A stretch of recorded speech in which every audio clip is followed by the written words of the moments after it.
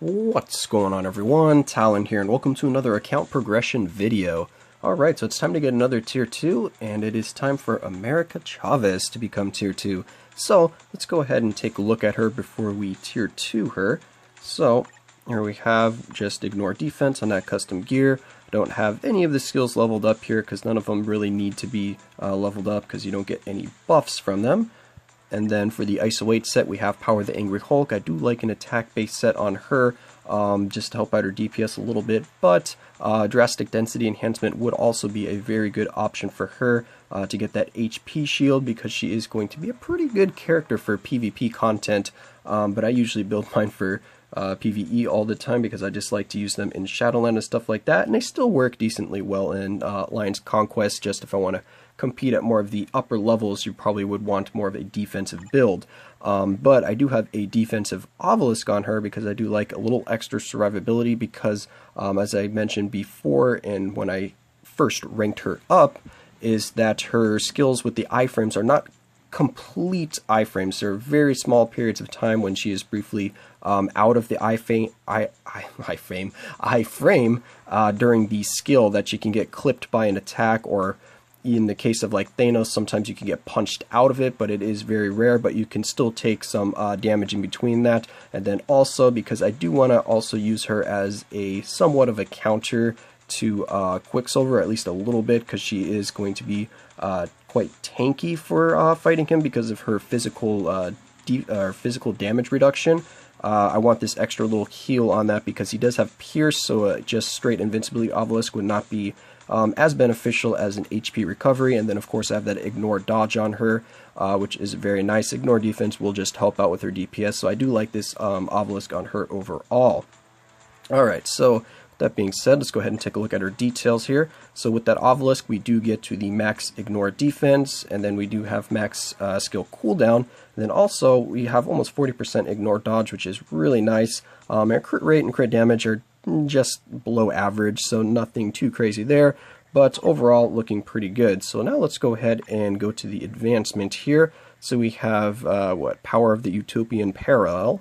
So that gets us Apply to Self. It gives her super armor, all defense, increased skill damage 30%, bonus damage 25%, and there it is, decreased physical damage received by 50%. So that is really nice. So I do really like her tier 2. It is very defensive based, except she does still get some damage boost there, because 30% and 25% for skill and bonus damage aren't small numbers, so those will considerably help her damage output. But also that all defense is really nice, and the super armor is what I really like as well, because I always like having super armor or ignore immune to guard break on my characters, because it really helps out for like Shadowland floors, and especially in PvP as well, so you don't get stun locked too easily. So very strong tier 2, so I like her tier 2. So let's go ahead and activate it here.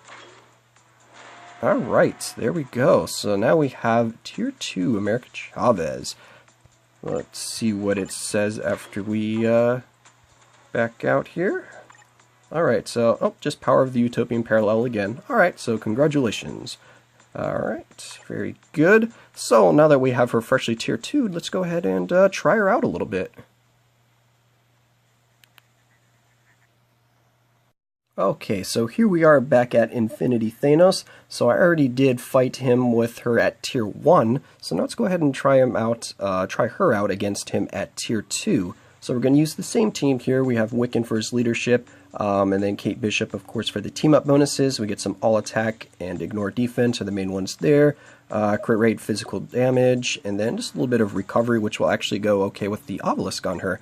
And then we're just going to be using some damage strikers here. But let's go ahead and see if she can do any better here, because she was having a lot of trouble for the last phase of Infinity Thanos at tier 1. So let's see if adding that healing obelisk on her, and then also just having her at tier 2, getting that extra all defense boost will help her out for hopefully getting through that last part of the battle a lot easier. Okay, so let's go ahead and switch over, and there we go.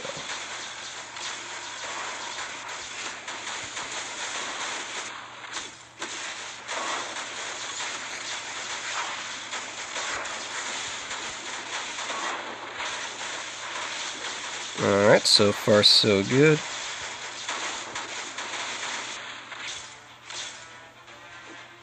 I do really like her skill animations though, they look really cool.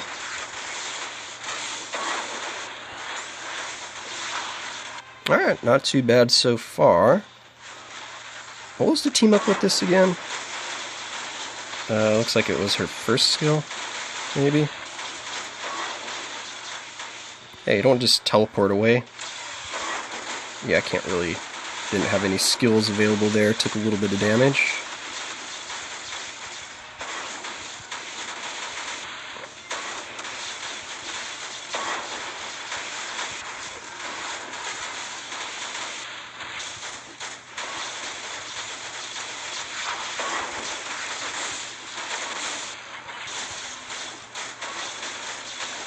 Alright, we're getting close to the last part of the fight where she usually has some problems.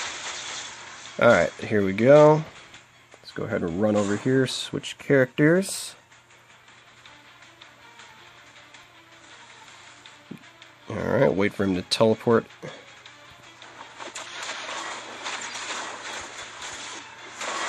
Alright, and back to business with America Chavez.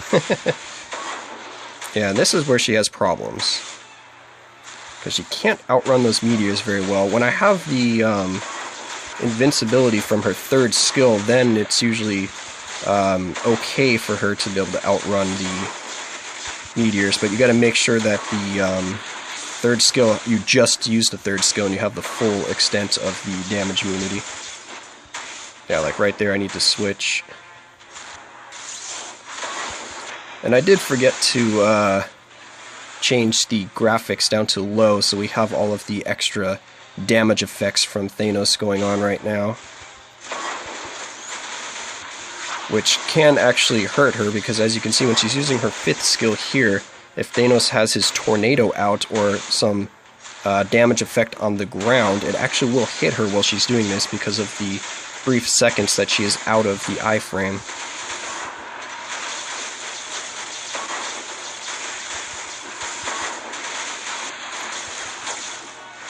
Like that tornado right there is going to be doing damage to her as she's popping around in the fifth skill, which is a little annoying, but...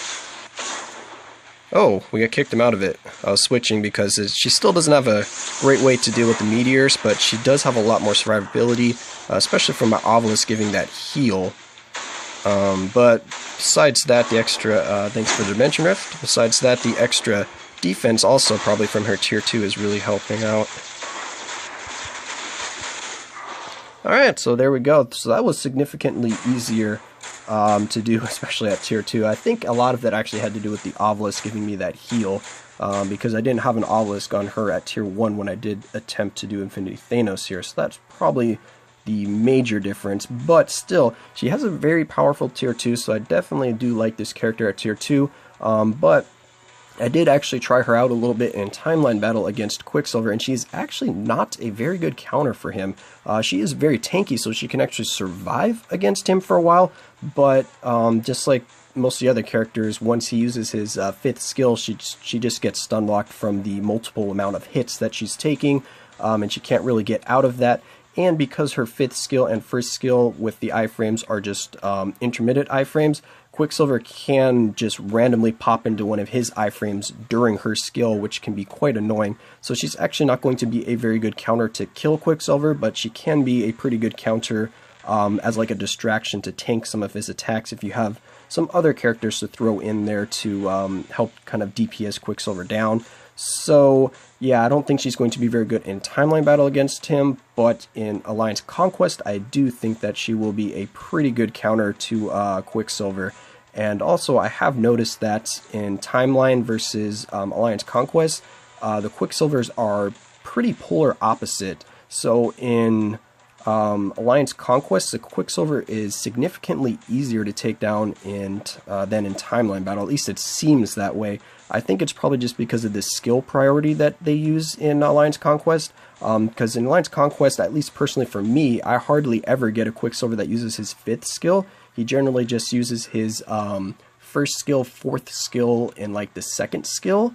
are generally what the Quicksilvers use in Alliance Conquest, whereas in Timeline Battle, I mean, like 100% of the time they pretty much start with either the 4th or 5th skill, and they prioritize the 5th skill in Timeline Battle. I don't know why, but he prioritizes the 5th skill, which makes it quite difficult to deal with him in Timeline Battle for most characters.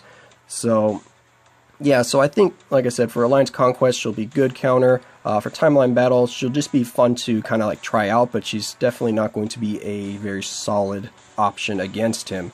So that's kind of my thoughts on the character there, and I am quite happy to have her added to my Tier 2 roster because she is still a very powerful character in my opinion. She is a very good combat character, especially with that physical defense reduction, or physical damage reduction. But yeah, that's going to be it for this video. I hope you enjoyed, and of course I will catch you in the next one.